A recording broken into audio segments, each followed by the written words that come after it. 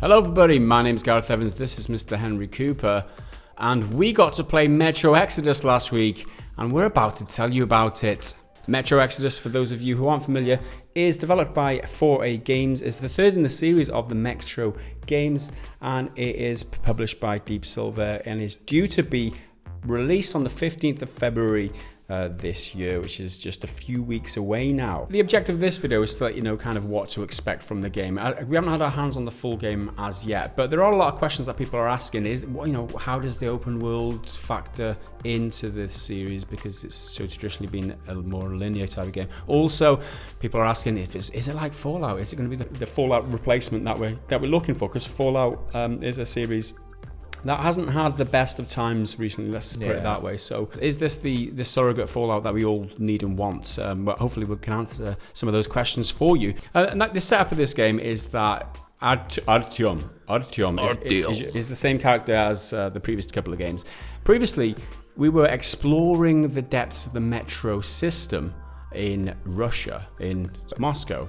But this time we've escaped the confines of the Metro system, and we're now on a train called the Aurora, and we are traveling over 2,000 kilometers. I think it's 2,000 or 5,000 kilometers. We're a long way from Moscow is what I'm trying to say. We're now exploring different regions and different times and different parts of the year. So apparently the game takes part over the course of a year.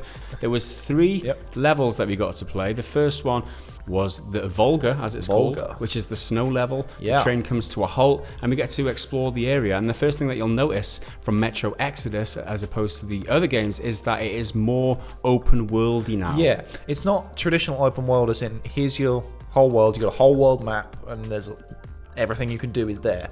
Here it's more open levels, so you've got this one open bit, you do everything you can there, do all your little side missions, and then you move on. And you move on to the next open world. Yeah. Like a cancer or a virus or something. You go in, eat all the resources, consume everything, and then bugger off and do it again in the next place. We're describing Metro Exodus as a cancer. Well, that's the last time we'll be invited to one of their events, probably. Well, the game was really good. It's probably the best cancer out there.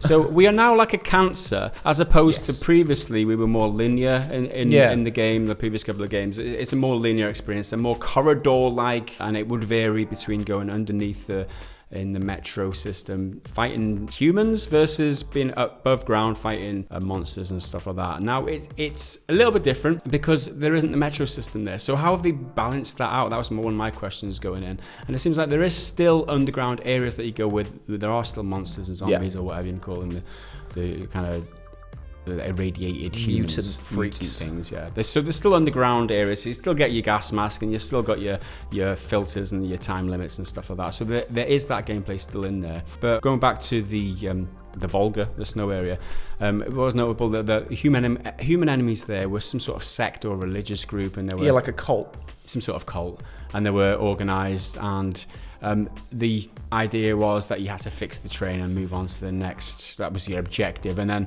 as it pans out, the area becomes more and more... I mean, you can explore from the very beginning, but you've got no incentive to go to a different part of the map until your objectives takes you there.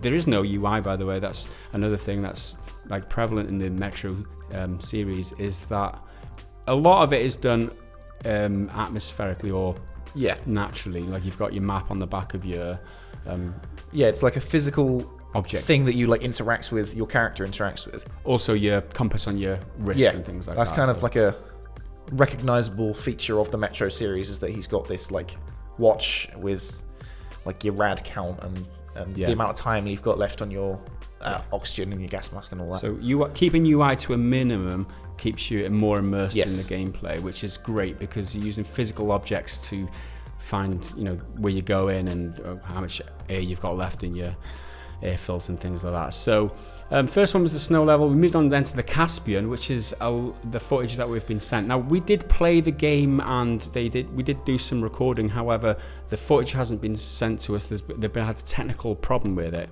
but we do have footage of the Caspian because they've sent some B-roll. And as you can see, the game looks absolutely fantastic. Very pretty game. It's very good. Now this is like the summer level, so it's all sandy and arid and dry. Yeah.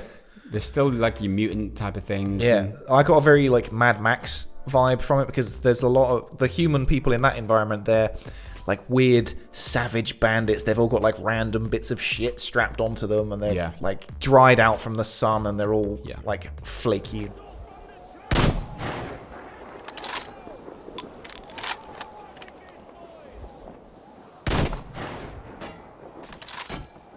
In Moscow, you need your gas mask above ground at all times. Underground, you're fine. But in Metro Exodus is the first one where you can go out and explore the world without your gas mask, unless, for whatever reason, you need to get your mask on. I think in the Caspian level, there's sandstorms or something that happen every now and then. Yeah. I think so. You have to put it on then, and that like limits your vision and all that. Definitely one did roll in. And then the third level was the one that I got to play at EGX this year, which was called the Taiga. The forest level. This is the one that you might have seen in the announcement trailer with like the huge bear thing that like jumps out and gets you. And there's loads of wolves and there's a forest, and it's quite my favorite level, I'll be honest. That one I really enjoyed, mainly because they got a badass crossbow. You do any kind of bow-based weapon I get in a game, I'm like, that's what I'm going to be using. Yeah. And like pinning guys to walls with crossbow bolts has never been quite so satisfying. You just nail them in the head, they start to wall. The gunplay and weapons are the thing that we got to play with the most, right? Yeah. We got to shoot the weapons, we got to try all the different weapon types, try different bullets. Because it's a shooter, like, first and foremost. It's narrative-driven, single-player shooter. That's like its identity. A stealth shooter, I'd say, as well, because stealth is a big element. But it's not like forced stealth. You can go stealthy, and if it goes wrong, you can shoot your way out. Yeah. But it's going to be a lot harder. There's a balance, right? And I think that the first couple of games, like there's systems in there, like there's lanterns and lights and things that you can dim to make yourself more stealthy as you're approaching areas, and that carries through in Exodus. That's exactly the same. However, it feels like it's a lot easier and more natural to go out all guns blazing because there's these open maps and open levels, and it feels like this is the natural way to play it. However, I do have a lot of fun playing stealth in Metro Exodus, and it's a first-person game as well, and I rarely feel like I want to go and stealth a game like this, because usually it's a third person perspective. It's easier to get around corners and to see enemies and things like that, but Metro just feels like it's got that balance right between going stealth, which you can totally do, you can totally get away with it, and it's really not that difficult, versus going all out guns blazing.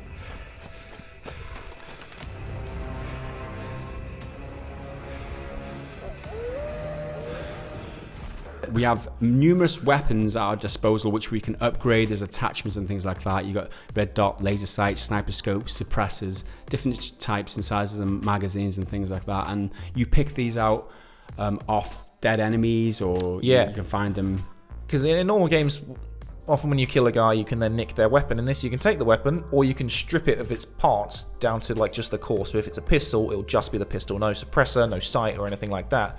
So you can take all that and then put it on your stuff. Yeah. Or if you've already got it, it'll be turned into like crafting parts, like just general resources. Yeah, and this is a large part of the progression in the game, is upgrading your stuff and your weapons and things like that. So there's no RPG elements in terms of upgrading your character's attributes or anything like that. There's you don't level up, but you upgrade mod your weapons and stuff, and that's where the leveling system comes to.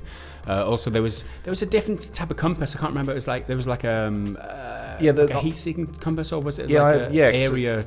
One that was like a radar, or then I could equip one which was like a waypoint marker.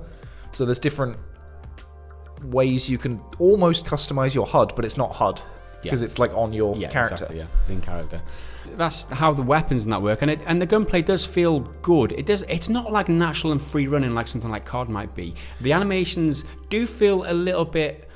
I don't know. It's not janky, especially in the boat. I don't know if you remember, but like paddling the boat, it feels kind of like it's not as bad as Red Dead Redemption 2 in terms of like trying to be. That kind everything but I do think it's slower. There are animations that it has to go through, and it's kind of got a bit of a balance between being free flowing and going all over the place, action type game, versus being a simulation where you've got to act out all the actions. Because as you say, it's not like a Call of Duty, because Call of Duty's got very fast shooting, especially in the ones for the past few years when you've got like jetpacks and stuff. You can wall run. Titanfall as well, that sort of thing. It's very much not that. It's not like a fast-paced shooter. It's not quite, but almost like a tactical shooter in that sense, because you've got to think about things a little bit more, and because it is that bit slower, You've got time to plan your approach and figure out who's doing what, which helps inform your stealth approaches as well. Yeah.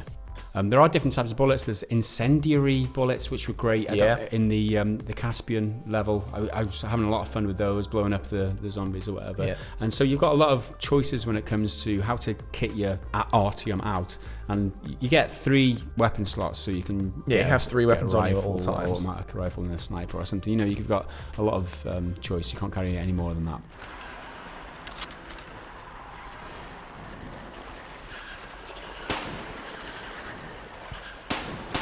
So to answer the question, how is it like and not like Fallout, for all you Fallout fans who are disenfranchised right now because of the problems that Fallout 76, or the fact that it even exists, because a lot of people just don't like it, that it's online.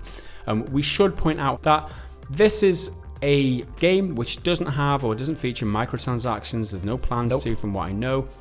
There's no additional monetization from what I know, from what we understand. So that in itself separates itself from a lot of the AAA games in the industry right now. This is one of my biggest bone of contentions in the industry, is how they're greedily monetizing these games and chopping things off and making you pay extra after you've already bought the thing. Now, Metro Exodus isn't that, right? This is made by a studio who believes that you should get the whole experience. No microtransactions. That's not how we do it here. That is not what is done. So that's one big selling point for me, for sure. Yeah, it was really refreshing, because that's obviously how things used to be done. Not that long ago, really. 10 years ago. Every game was like that. You wouldn't even entertain the idea that you have to pay and pay and pay and pay and pay. But now it's been normalized to have microtransactions, unfortunately. Well, I feel like it's more and more like the American developers or publishers, and they might monetize it badly. However, the European ones, are generally really rock solid. You've got your CD Projekt, you've got your 4A Games, and you've got the ones doing Dying Light as well, who were the same. Techland.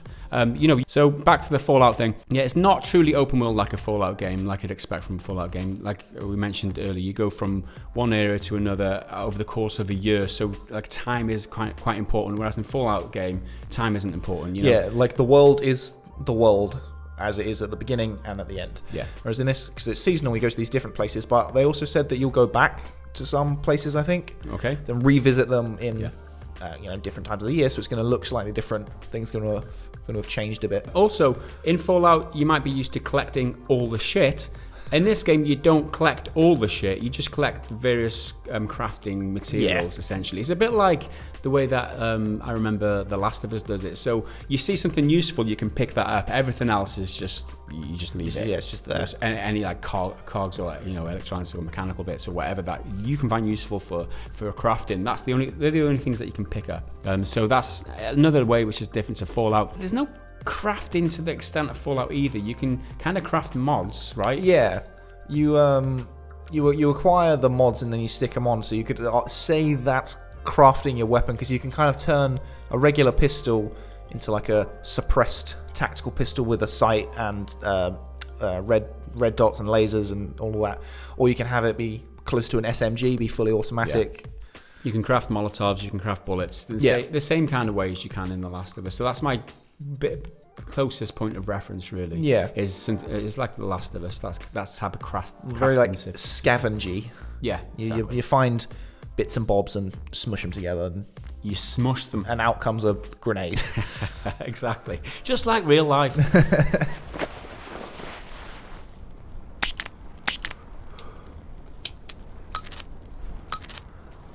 There's no base building in Metro Exodus. Thank God for that, because to me that's one of the major detractors for the most recent Fallout games.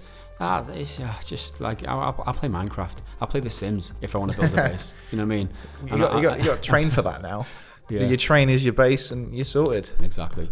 There is still a strong linear narrative or thread to the game. Strong linearity. Yeah. So it does still pull you through, and there is still a track that you're on, literally, because you're on a train, lol. Which is different to Fallout, which is just like, go anywhere, do anything. And the other thing is, like, it is great story-rich game, more so than Fallout, I would say, from my experience with the series. However, there's no branching gameplay or story that I know of, that we've been exposed to. We don't know that. Yeah, I don't know if there's multiple like paths in the core story.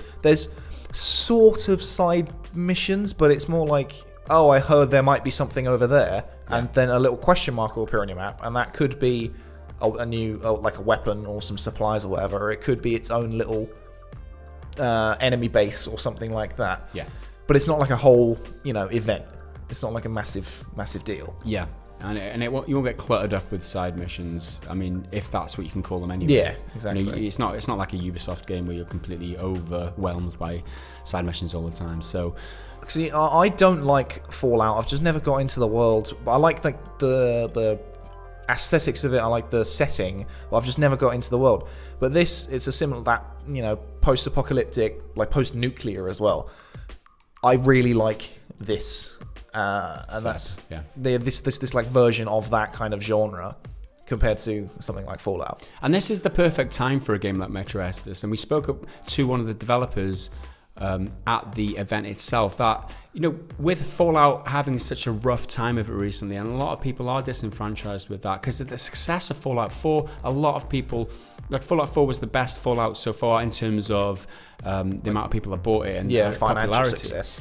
Where Fallout 76 took such a hit, a lot of people are disappointed with that. Metro Exodus might be that game to just, sneak in at the right time, as it were. And it's the industry kind of needs it. It's reminding people that, not that a single player's alive, because that's just a lie that fucking publishers like to tell people, but it's reminding players that there are not lesser known, but perhaps lower budget, really, really high quality games that aren't like super duper AAA, top of the line, all the money is everywhere and you can see it. Yeah. This definitely has like a lower budget than something like COD, but it still looks amazing. It still plays amazingly. It does look amazing. It does play amazingly. And if you are new to the series, this is definitely something that you should take a look at if you're interested in this type of setting, this type of game, because I can tell you, don't get games like this very often. No, that's for sure, which is why it's got my attention. So that rounds up our preview of Metro Exodus. Hopefully we'll get hands-on with the game